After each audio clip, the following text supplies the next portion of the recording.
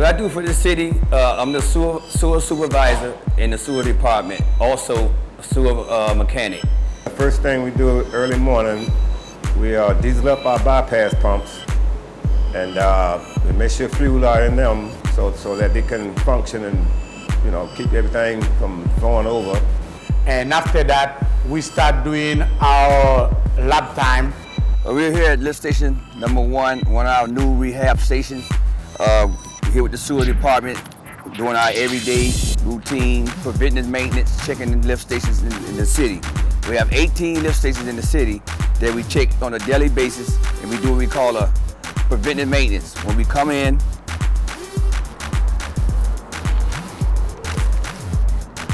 we check our electrical panel, and we collect elapsed times. Elapsed times is the time that the pumps run per day, and we calculate it at the end of the month, and we send the calculations to Durham. So we come in here, collect our lap times. As you see here, it's 2 clocks, one for each pump. What you do, you collect the time, which is 53.87. A typical day for me is coming in at 8 a.m. That typical day for me, that's when we have a pump station go down. Customer care, any complaints, dealing with sewer backups. If there's a backup, we go out and snake the line, clear the problem. If there's a main line block, we bring out the vac truck, we jet the lines, clear the problems. And overseeing, making sure all those pump stations are working correctly. Just so many number of things that we do.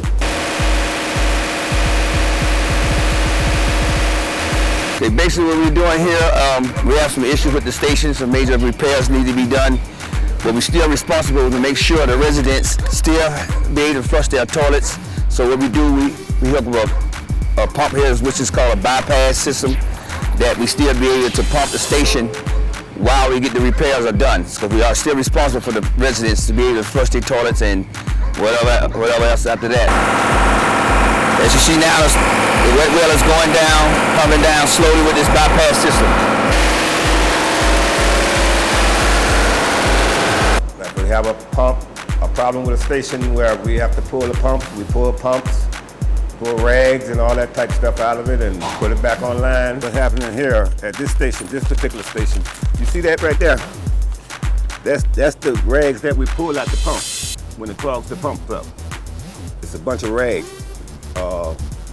This is the industrial area, so this type of stuff here be on the bottom of this well there.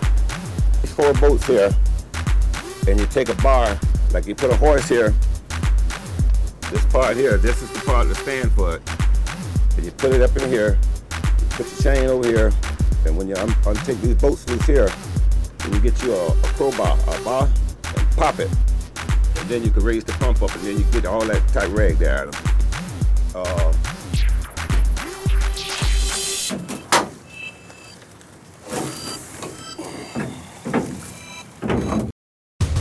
If it's electrical troubleshooting, we fix it up and we let the pump run.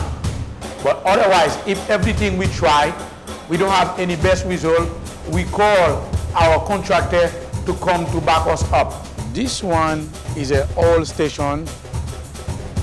It's working with the pump on the top of the ground inside a can. This is those components that we have in there. They call this one starter motor. This one is a phase monitor. This one is this is the alternator. This one alternate those pump when pump 1 got to come, when pump 2 got to come. And the rest, those ones, they are sensors control the system either two. And on the top we have those breakers, and in here on the left there we have a transformer from high voltage controlled by 120 volts.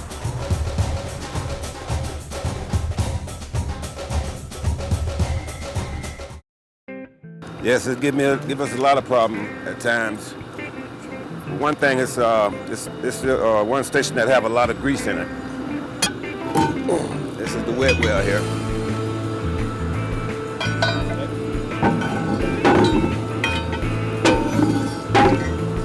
the amount of cooking grease here? This come from the houses. And that'd be our main problem over here. Like I say, grease is a major problem in the city, and unfortunately, it's not just Opa-Locka. All cities have this issue with grease, rags, and the only thing we can do is just keep the wet well cleaned out and do our best disposing it over the Virginia Key. And that's how we maintain the sewer system. A couple of weeks ago, we had a gentleman at Esther's restaurant. He passed away due to not doing what we do. People don't know there are silent gases dealing with sewer. You got methane, you got carbon dioxide. There's several gases that it's a silent killer, and these things you must know to do before you go down in this can, because you'll risk your life. You want to go down, we attach this hose to the detector.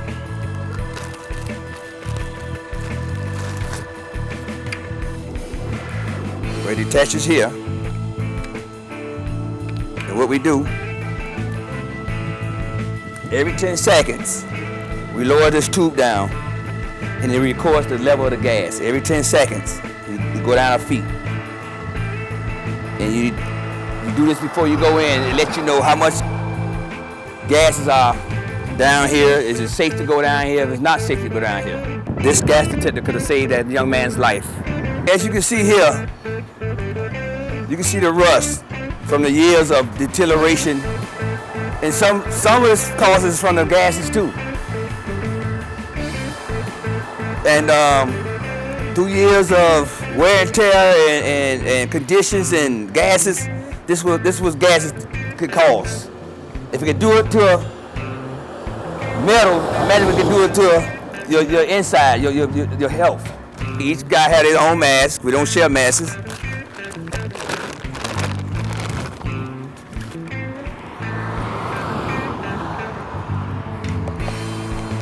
Put this mask on, and it help you breathe when you go down here to work. And this is good for your health. You won't be inhaling no gases at all. Even though the gas level may be low for you to work down there, you still want to think about inhaling any of this gas. So this is part of the safety, like I say, practice we do to make sure everybody make it home every day to see their family and come back to work another day. The toughest challenge, that's when we have a pipe broke down. When we are dealing with the bypass on the station, lift station, when you open the cap on the station, on the bypass, you cannot lean over it because that thing will blow straight up and probably knock your brains out. 11C, you don't go down in the 11C by yourself. Someone always stay up top because electrical wire can pop loose down there and you can get electrocuted. I experienced something down here many years ago, but when I come down here, I left one of my co-workers up top. You never come down here by yourself. I mean, you come down here, but you have one person up top. I got down here, this power on this third pump here popped it loose, started slamming against this here, and I had to go to this corner, the far corner over here, and holler up to him for him to cut the power off down here. I've never seen nothing like that in my life, but I experienced it. So you always keep somebody up top, and one person come down. If two people come down, one person stay up. If you see someone pass out, like down here, they got a silent gas that beats down here. But see, one thing we got a blower here that blows fresh air in here. That's why it's so cool down here now. But you're always supposed to be aware of it. If you come down and you see all the roaches dead, that's a problem. Because that means you can be laying down there dead also because of the poisonous gas. So you gotta always be safe on that type of stuff there. But our duty is very hard, and I would like all of those citizens living in the city to understand our job. We do our best to keep the sewer off the streets. What I want people to know about what I do every day, it's a dangerous job. I see it on TV as one of the most dangerous, dirtiest jobs. It's not to fight us, it's to cooperate with us, to let the city grow up. because it's not every time we can be number 2, number 3. We have to be number 1. To make the people happy and please the city at the same time. Some people say, oh, y'all don't work. They don't see us working. We underground, 17 feet in the ground. We are still there for you, all of the citizens in Opa-Locka. I want to let the residents know and people know that this is a very challenging job. We work very hard to keep you flushing. My name is Kenneth Thomas. I'm the supervisor in the sewer division, and I'm a sewer mechanic. My name is Eddie Altidore, sewer division and utility mechanic. Samuel Hollis, sewer division, utility mechanic. And if you can't flush, call us. Opa-Locka, boom, shaka-locka-locka-locka.